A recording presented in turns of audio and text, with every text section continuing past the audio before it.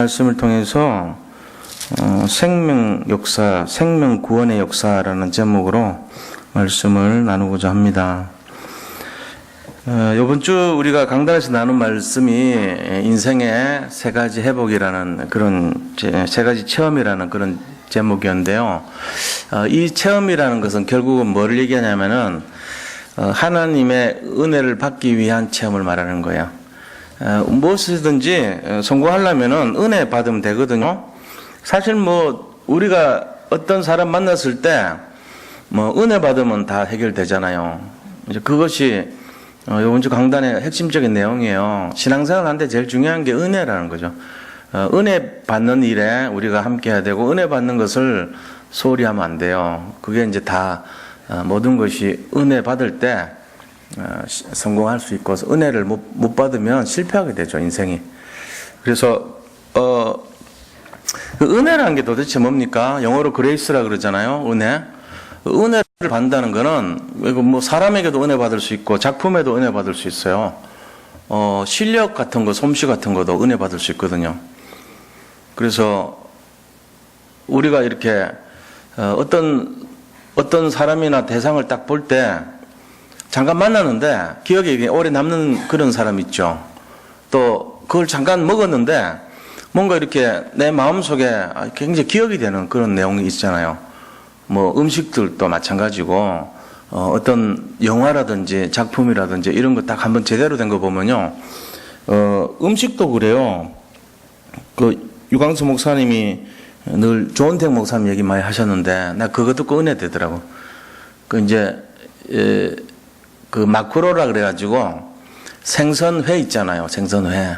그 중에 이제 참치회를 늘 사오셨대요.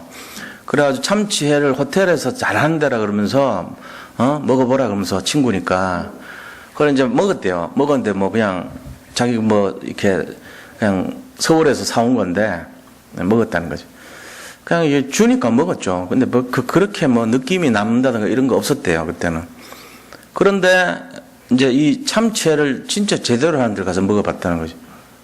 그러니까 회를 진짜로 잘하는 사람이 그 주방장에 나와가지고 부위를 설명하고 하는데 딱 먹어보니까 갑자기 조은택 목사님이 여기 나오더래. 보면서 이게 말이죠. 도대체 이거를 저번에 나한테 갖다 준 게 뭐냐고. 참치회가 비교가 안 되더래, 맛이. 제대로 된 걸 먹으니까. 그래서 다음에는 갖다 주니까 안 먹었다 그러잖아요. 그러니까 제대로 된 거 은혜 받으면요. 옛날 그거 가짜를 보면서 욕한다니까요.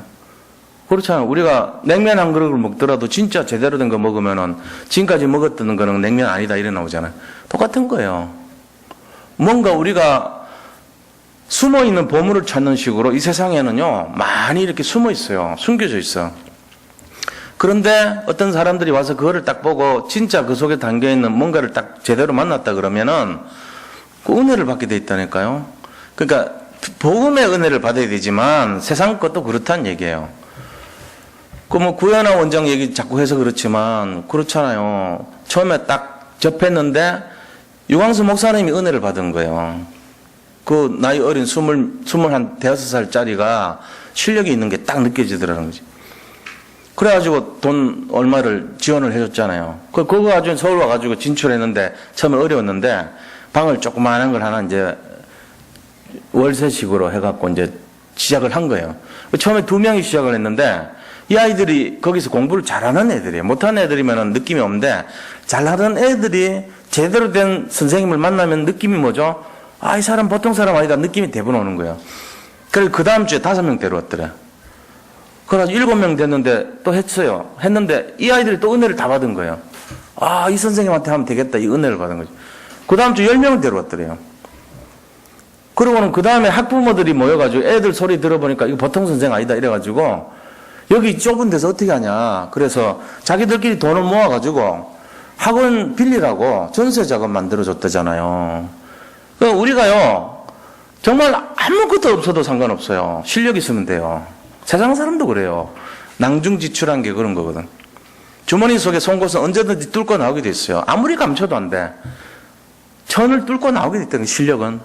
자기가 진짜 실력 있으면요, 그 실력 가지고 도전하면 이기게 돼 있어요. 그게 유일성 아닙니까? 그러니까 6.25 사변 나왔을 때 밑으로 해서 돈 많이 번 사람들이 주거는 뭐냐면 평양에서 유행했던 음식들 있잖아요. 그런 거 가지고 차렸는데 막 사람들이 밀려 들어오는 거예요. 막 돈 많이 버는 사람 많아요. 그러니까 우리가 유일성 갖고 있으면요, 걱정 안 해도 돼요. 대부분 뭐 잘 안 됩니다. 요새 세상들, 사람들. 근데 진짜 유일성 가지면 다 된다는 얘기예요. 은혜거든요. 근데 보고만 해서는 어떤 거냐? 세 가지란 말이에요. 이게 은혜 비준 되는 것이 세 가지를 만나면 사람이 확 바뀌어버리는 거예요.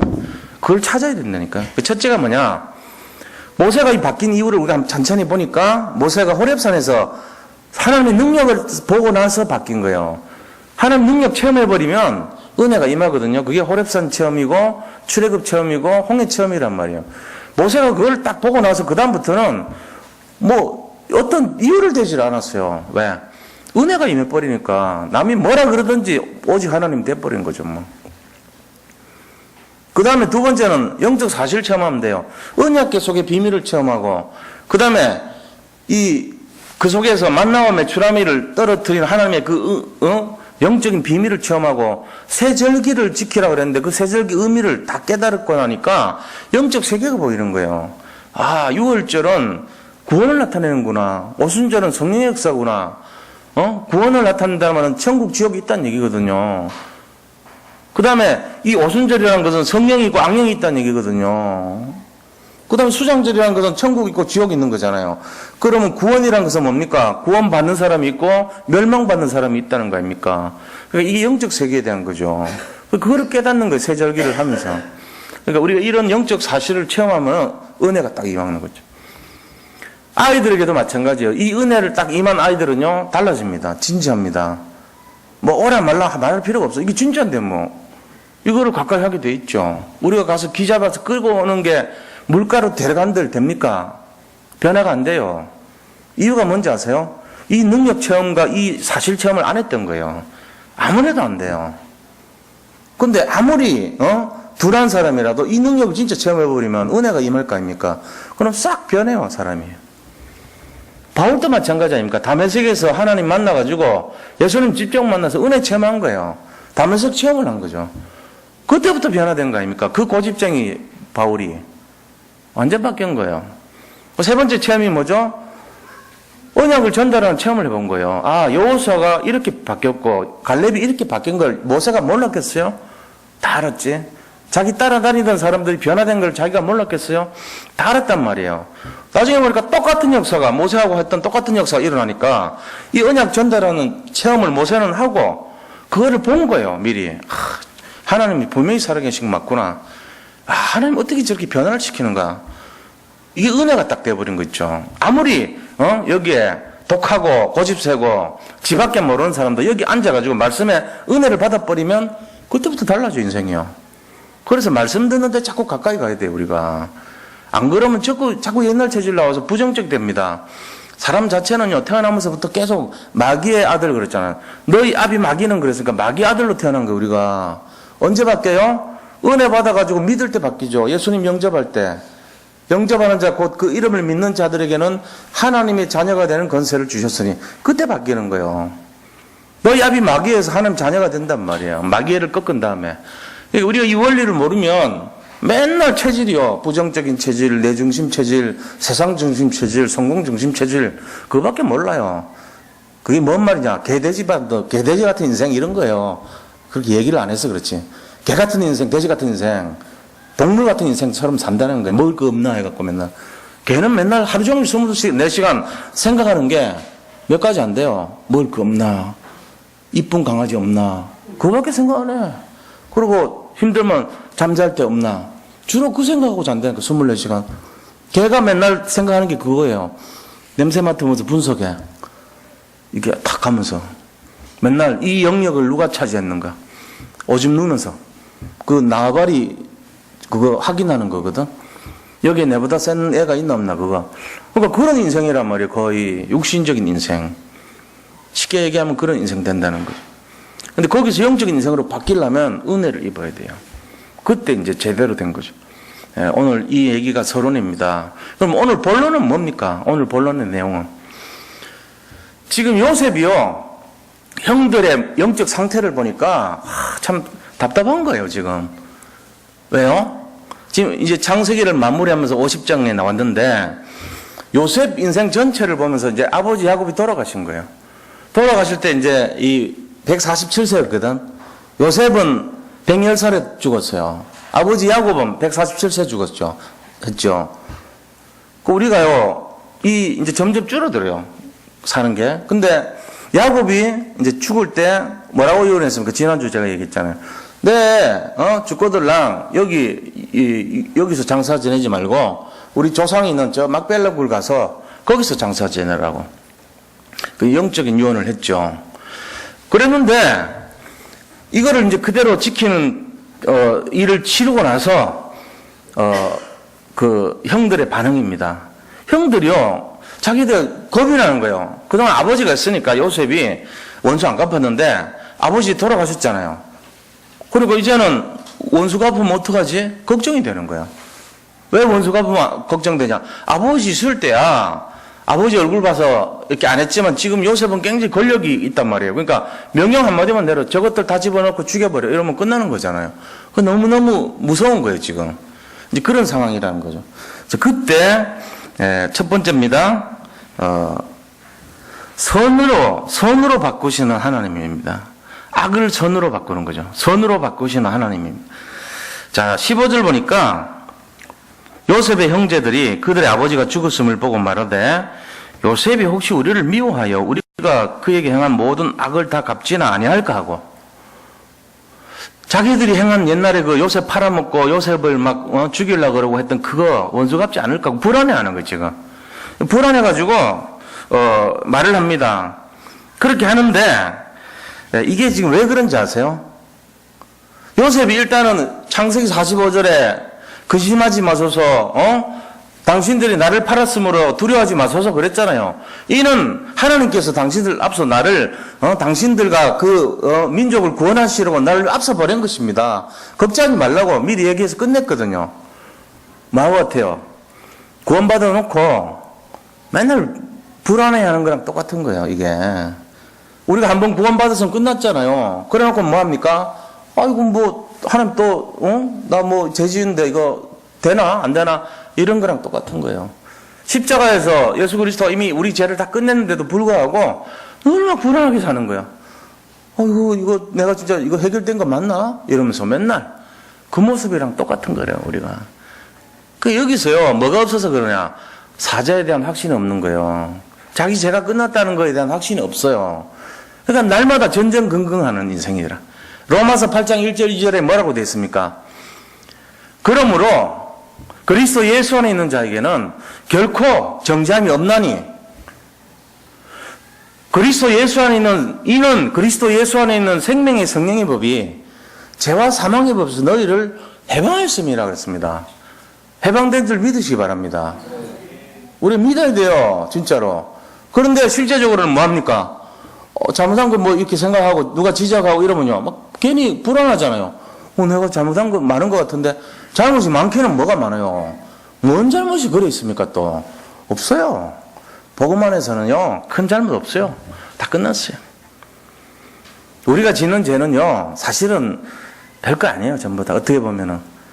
하나님 앞에 죄송하다 하고 회개하면 됩니다, 진심으로. 그리고 그 죄를 다시 짓지 않도록 애쓰면 돼요. 진정한 죄가 뭔지 아세요?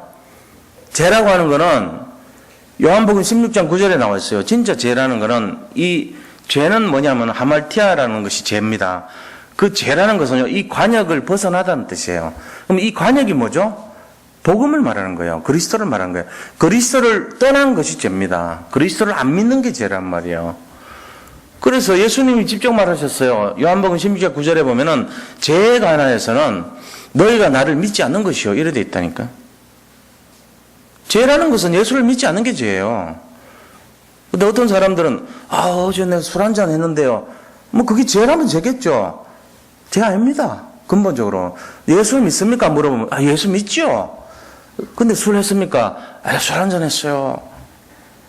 그럼 죄 지었네요. 죄 지었어요. 이게 지금 이렇게 알고 있다고, 세상 대부분 사람들이. 그 사람 죄 지은 게 아니에요, 근본적으로 보면. 술 했는데 그게 죄가 아니면 매일 마셔야 되겠네요. 그 얘기는 또 아니죠. 죄라는 거는 뭐냐 하면은 근본적인 죄는요, 예수님 믿지 않은 게 죄예요. 그 이후에 짓는 여러 가지 실수 있을 수 있어요. 사람 살다 보면 실수를 할 수 있어요. 그거는 윤리와 도덕의 규범이라든지 어떤 인간이 지어놓은 어떤 자기가 하는 자범죄라 그래요. 자범죄. 자기 스스로의 육신으로 세상적이고 정욕적이고 마귀적인 게 자칫 덫에 걸릴 수는 있죠. 근데 반드시 해야 될 게 회개하고 하나님 앞에 뉘우쳐야 돼요. 그러면서 그 죄를 반복적으로 짓지 않도록 애를 써야 됩니다. 그 죄의 기준은 어떤 겁니까? 10계명에 나와 있죠. 5계명부터 10계명까지. 부모한테 거역하는 죄. 그죠? 6계명, 살인하는 죄. 7계명, 간음하는 죄. 8계명 뭐죠? 도둑질하는 죄. 9계명은요? 9계명, 거짓말하는 죄. 10계명은요? 이웃의 것을 탐내는 죄, 탐심입니다. 이게 죄예요. 그럼 술하고 담배는요? 그거는 뭔가 중독에 관련된 거죠. 죄라기보다는. 그럼 뭐 때문에 죄라고 하죠? 그것 때문에 사람들이 영적으로 은혜를 못 받아요. 은혜를 막는 죄예요, 일종의. 성령이 기뻐하지 않은 그런 거에 속한 거지, 죄라고 할 수는 없죠. 근데 사람들이 이상하게 그런데 죄라고 그래. 지금 죄에 대해서 정확하게 모르는 거죠, 사실은. 진정한 죄는 예수 안 믿는 게 죄입니다. 여기 있는 분들은 한 분도 죄인이 아닙니다. 믿으시기 바랍니다. 그거 아셔야 돼요. 여기 죄인은 여기 올 수가 없어요. 예수 믿으니까 오는 거지. 놀러 오는 사람 한 명도 없죠. 저 오늘 마실점 가야 되겠다. 금요일이니까. 뭐 이렇게 좀 마음도 그런데. 이러고 옵니까? 그거 아니지요. 그래 오는 사람 없어요. 예수는 믿기 때문에 오는 거예요. 여기 죄에 대해서 분명히 생각해야 돼. 지금 이 사죄의 확신이 없는 모습이, 우리가 옛날에 얘 괴롭혔는데, 우리 해코지 하면 어떡하지? 이거란 말이 지금. 분명히 요셉이 하나님이 보냈다고 얘기했잖아요. 그럼 끝난 거예요. 근데 그것도 끄집어내가지고, 맨날 또 가서 반복적으로. 그게 아니란 거죠. 자, 이런 모습을 통해가지고, 이 형들이 어떻게 반응을 하냐. 16절, 17절 보세요. 요셉에게 말을 전하여 이르되, 당신의 아버지가 돌아가시기 전에 명하여 이르시기를, 요셉이라고 함부로 못해 이제. 당신의 아버지 이렇게 말해. 요셉이 워낙 높으니까. 그렇죠? 대통령한테 뭐 언니 이렇게 못하잖아요.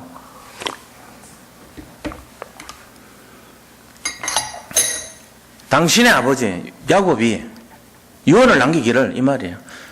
야곱이 돌아가시기 전에 전해 준 말, 이게 유언이거든요. 야곱이 유언을 했다. 우리 아버지 야곱이 유언을 했는데 17절에 뭐라고 유언했냐면은, 너는 이같이 요셉에게 이르라. 네 형들이 네게 악을 행하였을지라도 이제 바라건대 그들의 허물과 죄를 용서하라 하셨다니 당신 아버지의 하나님의 종들인 우리 죄를 이제 용서하소서. 그래서 이 얘기를 아버지가 요셉에게 직접 안 했겠어요? 진짜였으면 했죠. 이 말은 뭐란 얘기입니까? 유언 조작한 거예요. 유언 조작. 거짓말한 거예요. 유언을 조작한 거라니까 이게. 그러니까 그거 들으니까 요셉 마음이 어떻겠어요? 인본주의 극치를 다니는 이 형들 아직도 복음을 모르는구나. 너무 불쌍한 생각이 드는 거예요. 그래서 요셉이 어떻게 했어요? 마지막 귀절이 뭐예요?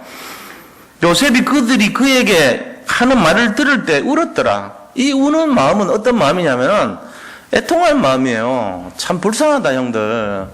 어떻게 이렇게까지 여기까지 와서도 저렇게 사람의 방법을 의지하고 복음을 모르고 악한 저런 방식으로 인본주의 극치를 달리는가. 하나님도 모르고 복음도 모르는 이 불쌍한 형들, 이런 마음 들었던 거란 말이에요. 요셉 마음이 그랬어요. 답답합니다, 심정이.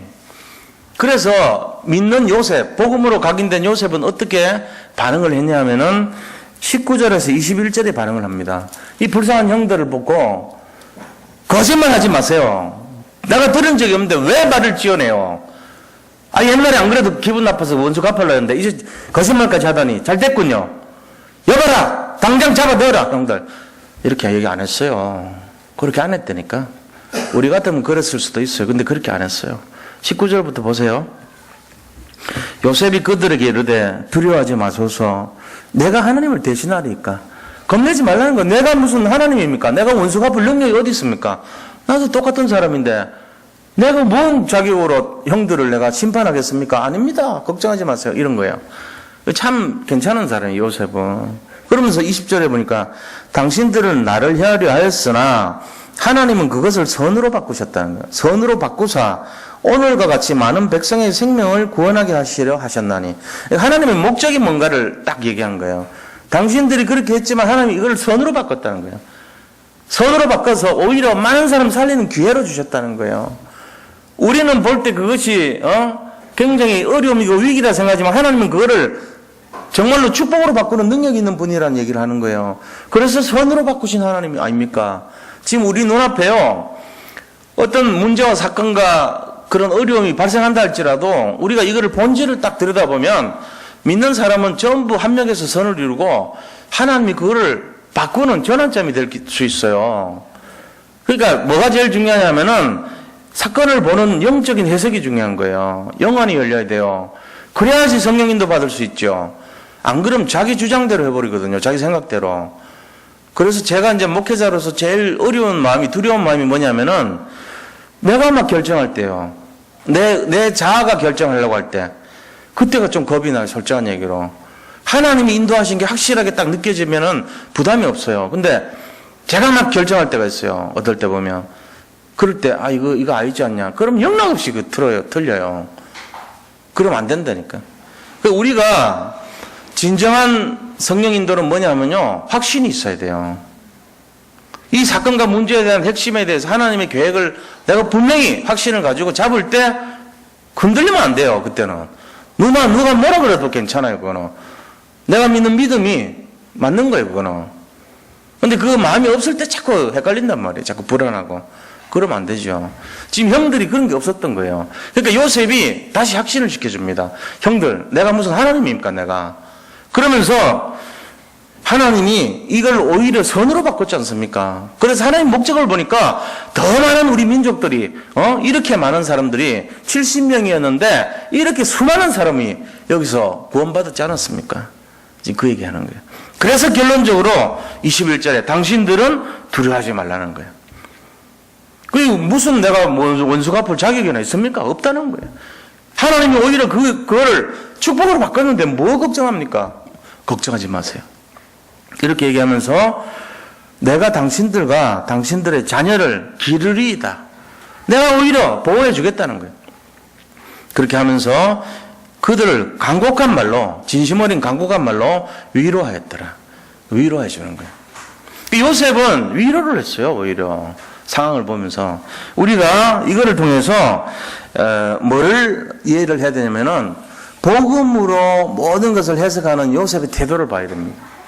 요셉은 정말로 복음의 사람이었습니다. 복음이 체질됐습니다.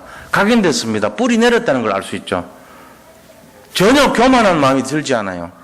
요셉의 인생 전체를 볼 때 하나님이 영광을 받으실 만한 그릇이 됐다는 거예요. 이미. 형제들이 두려워하고 불안해하니까 그러지 말라는 거예요. 자, 이때 두 번째입니다. 큰 두 번째로 요셉의 유언입니다. 요셉의 유언. 언약이 담겨있는 요셉의 유언이에요. 24절 25절 보세요. 뭐라고 되어 있습니까? 22절 23절 보니까 요셉이 그 아버지의 가족과 함께 애굽에 거주하여 110세를 살며 110살까지 살았어요. 이제 죽을 때 된 거예요. 에브라임의 자손 3대를 봤다.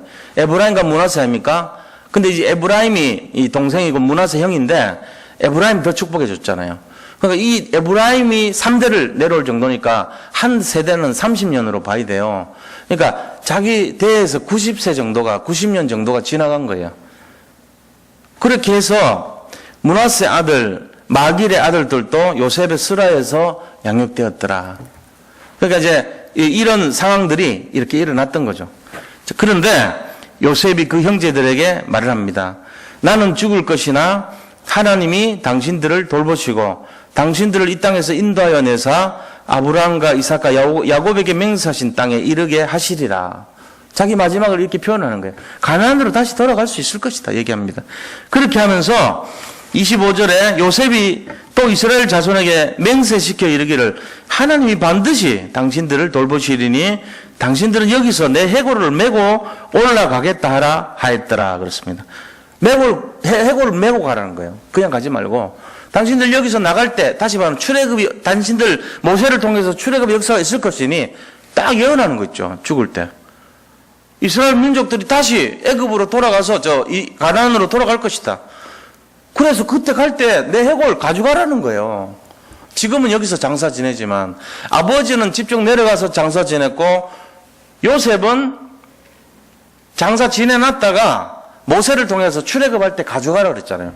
그때 가져갔잖아요. 출애굽 보면은 이 요셉의 해골을 가지고 갔다 이렇게 적혀 있단 말이에요.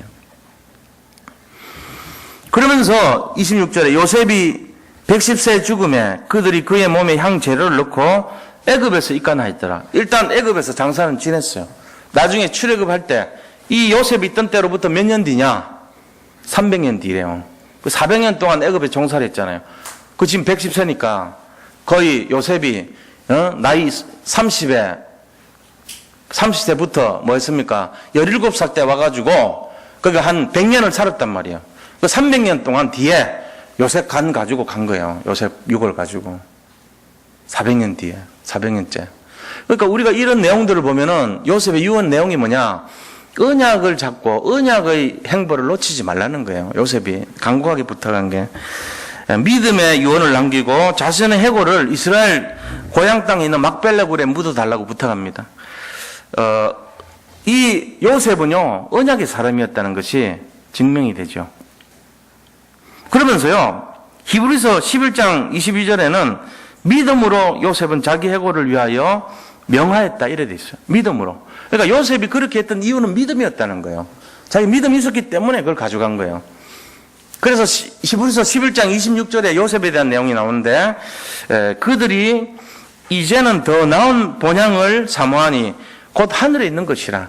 요셉이 가나안을 향해 가지고 내 유고를 가져가라 했던 그 마음이 뭐냐면은 더 나은 본향을 사모하면 그 마음과 같다는 거예요. 가나안이라는 것은 천국을 배경을 말합니다. 우리가 하나님 약속한 땅은 가나안이지만 그 가나안은 하나의 하나님의 나라를 상징하는 거였어요. 그게 더 나은 우리가 지금 있는 것보다 더 나은 본향을 사모하는 마음이었다는 거예요. 이게 요셉의 유언이었고 요셉의 미래에 대한 소망이었습니다. 내가 여기서 지금 죽어서 애굽에 묻히지만 너희들이 300년 뒤에 너희들을 이끌고 다시 가나안 나라로 갈 날이 올 것이다. 그때 내 해골을 가져가라. 그래서 막벨레굴에 장사 지내주라. 이렇게 소망하고 갔는데 그것은 내 고향에 가는 것이지만 그 믿음이란 것은 결국은 천국에 대한 소망이었다는 그 얘기입니다. 이게 요셉의 중심이었고 언약이었어요. 무슨 언약입니까? 너희는 본토 친척 아버지 집을 떠나 내가 너희에게 지시하는 땅으로 가라. 여기에 대한 언약을 굳게 잡고 있었다는 거예요. 아브라함이 받았던 그 언약을 우리는 어떤 언약 잡아야 됩니까? 우리도 똑같은 언약 잡고 있습니다. 본토 친척 아버지 집을 떠났습니다. 우리가. 그래가지고 너희 아비 마귀 집을 떠나서 어디로 갑니까? 하나님의 나라로 우리가 옮긴 거예요. 그래서 에클레시아라 그래요. 이 옮겨진 자, 뽑혀서 옮겨진 자라는 뜻이에요. 그래서 하나님 나라 백성이 됐는데 우리가 갈 본향은 어디입니까? 지금 무슨 소망을 갖고 있습니까? 천국에 갈 것을 믿고 있잖아요. 우리가 똑같은 거예요. 창세기 50장의 결론입니다. 이게 이 소망을 요셉은 얘기했어요. 이거를 언약으로 잡고 있었어요. 그러니까 이거를 영원한 초소란 말이에요. 하나님이 예비하신 영원한 초소, 영원한 하나님의 나라입니다. 그게 우리의 소망이죠. 이 소망은요, 부활의 소망을 가진 하나님 자녀가 당연히 가져야 될 내용들이에요. 그래서 우리에게요, 지금 나타나 있는 문제들 있잖아요. 여러 가지 문제 많죠. 여러 가지 힘없고, 능력 없고, 돈 없고, 병들고, 지치고, 고난 여러 가지 문제 있잖아요. 가정적으로 힘들고 시달리는 문제 있잖아요. 아무 의미 없어요. 조금 있으면은 제가 분명히 장담하건대 돌아가십니다. 다들. 조금 있으면 돌아가세요. 다들. 안 돌아가실 분 한 분도 안 계셔. 이거는 분명한 사실이에요. 의심 없이. 어디로 갑니까? 돌아가신 다음에 이 육신의 장막을 벗고 육신의 텐트라고 했거든. 성경에는 이걸 텐트로 표현했어. 우리 몸을. 텐트가 좀 약간 불룩 튀어나온 텐트도 있고 날씬한 텐트도 있고 멋있는 텐트도 있고 못생긴 텐트도 있어. 상관없어요. 좀 지나면 다 벗어 던질 날이 와요. 던지면 어디로 가요? 본향으로 가야 되는 거 우리는. 거기가 더 중요한 나라예요. 그래서 요한복음 14장 6절에 난 처음에 이해가 안 되는 말이 하나 있더라고. 그거 느끼신 분이 혹시 이 중에 있을지 몰라요. 뭐라고 되어 있냐면은 내가 곧 길이요 진리요 생명이니 여기까지는 이해가 됐어요. 그리고는 나로 말미암지 아니하고는 여기까지도 이해가 되더라고요. 내가 길이요 진리요 생명이니 나로 말미암지 아니하고는 여기까지는 이해가 되더라고.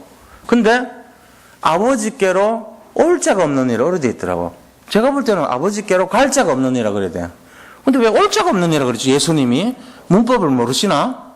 그렇게 지혜의 근본이신 그리스도께서 문법을 모르신 것 같더라고. 내가 처음에 예수 믿고 나서 성경 읽는데 제일 그런 게 부닥치는 것 중에 하나예요, 이게. 아버지께로 갈 자가 없는데 왜 올 자? 이거 갈 자로 고치고 싶더라고, 내가. 나중에 깨달았어요. 아, 기준점이 여기가 아니구나. 여기는 우리 고향이 아니구나. 진짜 근본 기준은 천국이 기준인데 여기를 잠깐 내려와 있는 거구나, 우리가. 이거 깨달았어요. 그 시간 꽤 걸렸어요, 나중에. 그러니까 저기가 본집이고 여기가 내가 지금 임시로 주말 부부식으로 임시로 가 있는 곳이라 여기가 광주이든지 아니면 저 대구든지 아니면 부산이든지 여기 지금 그냥 와 있는 거라 잠시. 내 원래 집은 저 서울이야. 그러면 뭐라고 얘기해요? 내가 그 길이요 진리요 생명이니 얘기하신 거 천국에서 얘기하신 거예요. 내가 그 길이요 진리요 생명이니 나로 말미암지 아니하고는 너희가 아버지께로 올 자가 없는 이라가 맞지. 여기가 기준이니까 여기 천국으로 올 자가 없는 이라가 맞잖아요. 그거 깨닫고 나니까 아 그렇구나. 여기서 뭐 힘들고 어렵고 병들고 돈 없고 뭐 별 문제 없구나 깨달았어요. 여기 혹시 그것 때문에 고민 많은 분들 계십니까? 있다면 조금 좀 위로를 받으면 좋겠어요. 지금 여기 있는 것이 다가 아닙니다. 오늘이라도 하나님 오라고 하면 가야지 뭐 어떡할 거예요. 그런 마음으로 갈 자가 없는 애라가 아니고 여기가 기준이 아니에요. 지구가 기준이면 갈 자가 없는 애라지만 하나님 나라가 기준이에요. 올 자가 없는 애라 그랬어요. 내가 거기서요, 아, 진짜 많은 걸 얻었다니까요. 예수님 하시는 말씀 곰곰이 씻고 오래 생각해야 돼요. 단순한 말이 하나도 없어요. 갑자기 물 얘기하다가 네 남편이 어디 있느냐? 남편 얘기하다가 예배드릴 처소가 맞습니까? 어딥니까? 그 얘기하다가 거기도 아니고 여기도 아닌 곳에 예배드릴 때가 올 것이다. 그거 얘기하다가 메시아라는 사람이 있다던데 그분이 오시면 다 알 거 아닙니까? 그러니까 내가 그러라. 이 연결됩니까 이게? 일반적인 사람들 생각하고 연결 안 되게끔 돼 있어요. 그 영적으로 보면 연결이 다 돼요 이게. 그런 거죠. 그러니까 우리가 이런 걸 잘 이해를 해야 돼요. 뭐 때문에 이런 말씀하셨는가? 왜 갑자기 그런 얘기했는가? 영적인 세계를 얘기하고 있는 거예요. 예수님은 계속 처음부터 끝까지. 우리는 육신적인 대답을 계속하고 있고 예수님은 영의 흐름을 얘기하고 있어요. 그러니까 못 알아들어요. 오늘 이 말씀도 마찬가지입니다. 이 요셉과 야곱은 하나같이 본향을 얘기합니다. 이 본향의 진정한 의미는 뭡니까? 부활의 처소예요. 사실은.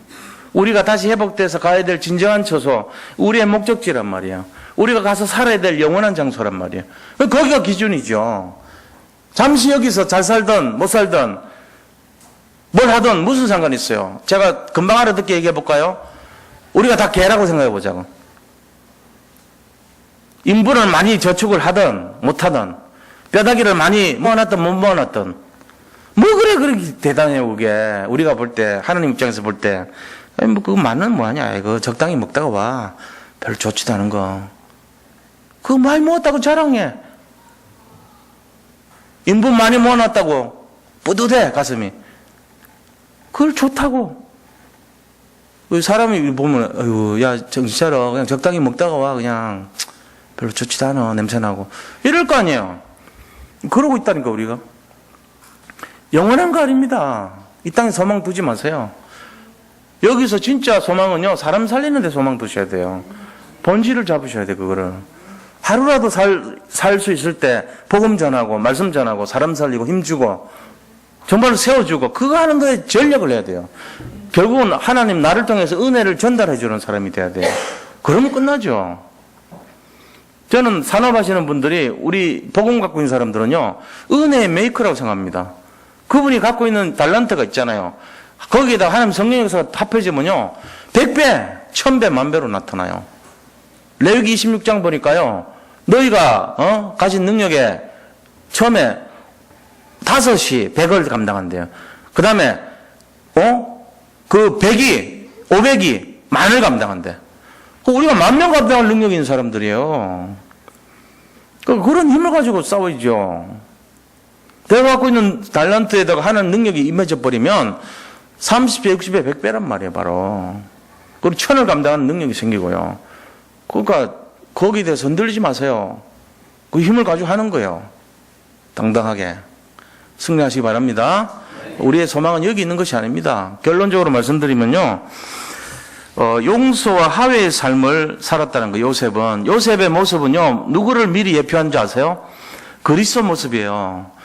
그리스도는 아무 죄가 없는데도 모든 사람들의 죄를 짊어지셨고, 그 목적이 뭐냐면은 이 세상 모든 사람들을 살리기 위해서 오신 거예요. 요셉도 똑같아요. 억울함을 당했죠. 누명을 썼습니다. 그런데도 불구하고 그는 이 전체 사람들, 주변에 처음에는 쌀을 가지고 팔아가지고 전체 사람들 굶어 죽지 않게 만들었죠. 나중에는요, 자기 가족들을 다 살렸죠. 그러고는요, 궁극적으로는 형들한테 원수 갚지 않았어요. 이게 용서와 화해의 삶이에요. 우리가 다 그렇게 해야 됩니다. 화목 제물로 오신 그리스도를 본받는 모습이에요. 이게 바로 그리스도의 삶이에요. 이 세상 여기 소망이 있는 사람들 같으면 악착같이 서로 따지고 물고 뜯고 해야 되지만 그게 아니에요. 대강 넘어가면 돼요. 밥 한 끼 굶어야 되면 굶으면 돼요. 요즘 뭐 너무 넘쳐서 문제지. 안 그렇습니까? 내가 좀 손해보면요, 손해보면 돼요. 내가 너무 이익을 많이 남기면요, 베풀어주면 돼요. 너무 많아도 안 돼, 그건. 미안하게 생각해야 돼. 내가 너무 뺏어가지고 내 때문에 못 가진 사람들이 굶어야 되는 상황이 온다고. 그러니까 도와줘야 돼, 그런 사람들. 그 자기 밭에 있는 이삭을 남겨놓고 좀, 포도나무에 마지막 포도 좀 남겨놓고 따지 말고, 감나무에 감을 좀 남겨놓고 어려운 사람들 따먹게. 그런 마음으로 베풀어야 된다니까요. 그런 것이지 막 끝까지 악착같이. 요새 새들이 굶어 죽어요, 지금. 왜 그런지 아세요? 기계 가지고 거기 밭에 있는 볏짚들을 요새는 활성화해가지고 이 김치 만든다고. 소들하고 젖소 이 소 먹는 김치 사일로를 만들어가지고 발효시켜서 그 양식으로 쓰기 때문에 이렇게 감아가지고 테이프로 하얗게 뚫은 것 많이 봤을 거예요, 논밭에. 그거 하나가 6만 원, 7만 원 하거든. 그러니까 옛날에는 그 고기에 붙었던 나락들, 이삭들, 새들이 와서 주워 먹었는데 새들이 먹을 게 없어요. 그래가지고 집 뒤로 와가지고 거기서 뿌려놓은 음식물 쓰레기 주워 먹는데, 그래가지고 조루, 독감 이런 게 퍼지는 이유가 거기 있대요. 참 불쌍한 새들이야, 보니까. 인간이 해도 너무해. 하나님이 그렇게 짜투리 갖고 먹고 살도록 만드는 것까지 돈 된다고 딱 긁어가지고 10원째 하나도 안 남기게 꼬리 딱 야박하게 만들어놨다니까. 그럼 새들은 어쩌란 말이에요. 하나님이 분명히 저 들밖에 새를 봐라, 백합화를 봐라. 요새는 그 말이 안 맞아. 인간이 하도 저질러 놔가지고 새들을 못 키우게 생겼어요. 우리가 이걸 알아야 돼요. 그러니까 너무 이게 용서하고 화해하는 삶이 아니라니까. 좀 베풀어주고 용서해주고 좀 적정한 선에서 이렇게 예, 알았습니다. 아유, 네, 미안합니다. 이러고 넘어가 버리면 돼요.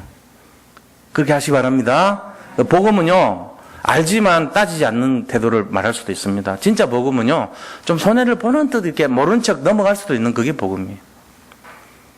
정말 복음 되면요, 말이 없습니다.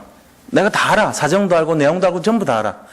근데 요즘 제가 하는 방법이 대충 어떤 거냐면요, 모른 척해요. 거의 손 안 댑니다. 어떨 때는 보면 집사람이 여러 사람 앞에서 나 좀 창피하게 만들 때도 있거든. 그럴 때 있어요. 자기도 몰라. 내가 잘못한 것도 있고 하면은. 그럼 속으로, 저 사람 성향이 정확하게 해주길 바라는 마음이구나. 이러고 치우면 넘어가면 돼. 옛날 같으면은, 그거를 말이야, 여러 사람 앞에서 나를 창피하게 만드냐? 그러면 이제 미안하잖아, 서로. 안 따져요. 입에 오르내리지도 않아. 왜요? 뭐 자기 입장에서는 맞는 얘기 했으니까 내가 이해하면 되거든. 그 태도나 중심과 마음을.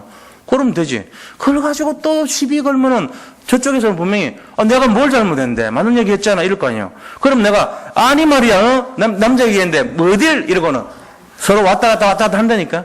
거기서 싸움이 일어나요. 진짜 큰 문제 갖고 싸우는 게 아니요. 조그만 문제. 진짜 사소한 문제. 불 서로 누가 끄냐 그런 문제 있잖아요. 잠잘 때 당신이 꺼라. 네가 가까우니까 네가 꺼라. 이래 하다가 이제 싸우는 거예요. 진짜 치사한 얘기지만 그런 얘기라니까요. 그럼 우리가 서로 수용하고 양보가 별거 아니에요. 넘어가면 돼요. 아 그래 알았다. 내가 해줄게. 그래. 그렇게 할 수도 있겠다. 아무 말을 하지 마세요. 교회는요. 딱 뭐가 분위기가 이상하게 돌아가잖아요. 막 서로 그러잖아요. 제일 좋은 게 뭐냐. 마귀하고 개하고 제일 좋은 거는요. 엎드리면 돼요. 돌 줍는 줄 알고 도망가고 기도하는 줄 알고 도망가요. 입은 사용하지 마. 그럼 조용하게 지나가요. 그게 맞는 거예요. 그래서 제가 배운 목회 방식입니다. 남들의 얘기에 대해서 간섭 안 하는 게 제일 좋아요. 그냥 모른 척 기도해주고 진짜 축복을 빌어주고 그게 제일 낫습니다. 가장 좋은 거는요. 그 일을 들쓰지 않는 게 가장 좋아요. 이렇게 들시면서 해결하려는 순간 그 도끼가요. 온 사방천지를 퍼뜨려버려요.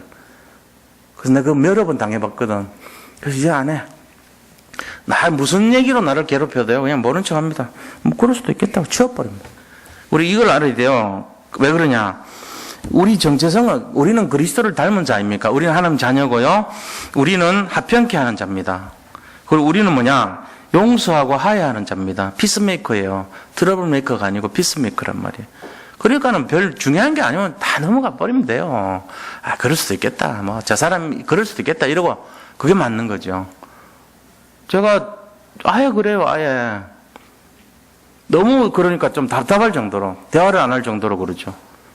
별로 뭐 이렇게 얘기하면 저는 그렇습니까 하고 속으로 기도합니다. 그냥. 그리고 입 밖에 내지 않습니다. 말로 얘기합니까 그거를. 그 얘기하면서부터 문제 생기는데 얘기에는 뭐가 들어있냐면 내 감정이 묻어나가요. 그럴 필요가 없어요. 하나님께 맡긴 게 훨씬 좋아요. 왜냐하면 그리스도는 완전하고 충분하고 모든 것이기 때문에 내가 나서는 순간에 틀린 게 돼요. 제가 경험했던 내용들입니다. 다 그렇습니다. 대부분 다 그렇습니다. 그래서 결국은 뭐 때문에 그러냐. 현장을 살려야 될 거 아닙니까 우리가. 현장을 망치는 자가 되면 안 돼요. 살리는 자가 돼야 되기 때문에 가능하면 나를 억제하는 게 좋아요. 저도 어떻게 불쑥불쑥 자꾸 나오는 게 제가 식품에 대한 내용을 좀 아니까 위생에 대한 측면 이런 거 알잖아요. 그럼 불쑥불쑥 나올 때 있거든. 내가 배웠으니까 4년 동안 배운 게 식품위생학 쪽으로 많이 배웠으니까. 그러니까 뭐 입에 나오는 게 전문 용어 나오고 딱 보면은 지금 뭐 때문에 그렇고 뭐 냉장고에는 리스테리아균이 있고 뭐가 있고 뭐 전문 용어 막 튀어나오죠. 가능하면 얘기 안 하려고 그래요. 왜요? 그게 별 도움이 안 되더라고. 목사는요, 그것만 얘기하면 돼요. 난 얻은 결론이 그거였어. 그렇구나. 내가 그런 거라도 모른 척 해야 되겠구나, 이제부터. 내가 그런 부분도 삼켜야 되겠구나. 왜? 복음을 희석하면 안 되니까. 목회자 입에서는 복음만 나오면 돼요. 나는 그걸 배웠어요. 그래서, 진짜 중요한 거는 현장 살리는 중심으로 가면 됩니다. 그러면 알 거 아닙니까? 저 목사님이 알지만 입 다물고 있구나. 알지만 지적 안 하는구나. 알죠. 가능하면 그렇게 하려고 합니다. 앞으로도 제가. 제 인생의 마지막 부분이, 남아있는 부분이 복음이 복음되게 하는 거예요. 그게 제 숙제예요. 그래서 제 속에 있는 생각이 나오려고 그러면요. 얘기를 안 하는 게 좋겠다 싶어요. 저는 그래요. 앞으로도 마찬가지입니다. 누가 막 중대한 문제가 있더라도요. 뭐 그럴 수도 있겠다고 치웁니다. 저. 그걸 따지고 막 대꾸하고 뭘 하고 파고 이러면 안 돼요. 그게 제 성향이 그래요. 제가 분석하고 막 이렇게 하고 결국은요. 미워하는 마음도 나오고 그래 돼버리더라고요. 그러면 안 돼. 사람 살리는 게 아니거든요. 힘을 주는 게 맞아요. 어떤 면에서는 모른 척하는 게 제일 좋아요. 사실. 그게 제가 얻은 결론이에요. 그래서 요셉은 어떻게 했습니까? 형들이 그렇게 말하니까 울었습니다. 어찌 형들이 저럴 수가 있냐 말이지. 그 생각해 보세요. 같이 잘 살았다가 얼마나 형제간에 우애가 있게 살았을겠어. 야곱 죽자 말자 본색 들으면서 거짓말하고 아버지가 유언 남겼는데 용서해 주라 그러더라. 이러면서 가슴 아픈 얘기죠. 형들이 어떻게 나를 몰라도 이렇게 모를 수 있는가. 그래서 위로해 주잖아요. 오늘 우리가요 이런 사소한 거지만 요셉의 현장에 일어났던 내용이에요. 제가 지금 창세기 1장부터 50장까지 했던 내용들은 주로 현장에서 삶에 대한 부분을 터치하는 내용이 굉장히 많았을 겁니다. 그래서 아주 예민한 영적인 그 민감한 상태와 그 사람들의 생각과 입장을 제가 하나씩 들춰낸 거예요. 1장에서 50장까지 이번에 했던 창세기는. 그 사람들의 그때 영적인 상태와 인본주의와 계략과 생각과 태도가 어떤 것이었는가, 복음이냐 복음 아니냐 이런 관점에서 많이 조명을 해보려고 그랬습니다. 그러니까 조금 일반적인 언약적으로 막 이렇게 하는 그런 것보다는 이렇게 우리가 용어를 막 써가지고 하는 그런 것보다는 뭔가 이렇게 좀 그 사람의 상태를 많이 하면서 그게 우리의 입장과 어떤가를 조명을 해봤어요. 하여튼 그렇게 해서 지금 마무리가 돼요. 다음 주부터는 신명기에 대해서 얘기합니다. 신명기는 그 모세가 한 설교 내용이에요. 3편의 설교예요. 신명기는 제1편, 제2편, 제3편 이렇게 합쳐져 가지고 신명기라는 성경으로 기록이 되어 있습니다. 그러니까 가나안에 들어가기 전에 너희들의 태도가 어떻게 해야 된다, 자세는 어떻게 해야 된다, 중심은 어떻게 해야 된다, 이런 거를 기록해 놓은 내용들입니다. 이 신명기 내용입니다. 우리 그거를 한 20주 정도 6개월에 걸쳐 가지고 한 살펴볼 거예요, 앞으로.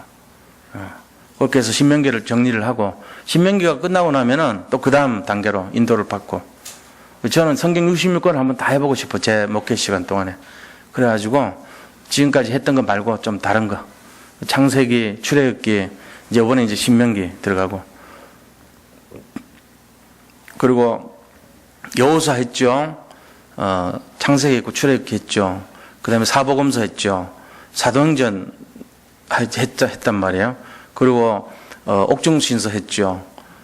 지금 많이 했습니다. 많이 했는데 사도행전도 새롭게 한번 해보고 싶어요. 실제적으로. 로마서도 한번 해보고 싶고요. 로마서는 굉장히 졸립습니다. 어렵습니다. 그러나 그거 한번 해보고 싶어요. 저는. 그래서 그 단계까지 우리가 영적으로 로마서 될 때까지 하려면 좀 성장을 해야 돼. 그래서 많은 분들이 이 복음을 깊이 이해할 때 제가 로마서 하고 싶어요. 지금 하면은 지금 우리가 현장에 들어가지 않고 하면 안 돼. 그러니까 다락방 다 뛰고 사도행전하고 로마서 해야 돼. 그때. 예, 그런 식으로 해가지고 성경 전체를 한번 조명을 해보고 싶어요. 기도해 주시고요. 다음 시간부터는 신명기에 대해서 같이 한번 나누도록 하겠습니다. 자, 우리 받은 말씀 생각하면서 잠깐 기도하도록 하겠습니다. 하나님 감사합니다. 예, 우리가 정말 이 두 모습을 보면서 야곱과 요셉의 중심과 아버지 정말 많은 그 하나님을 향한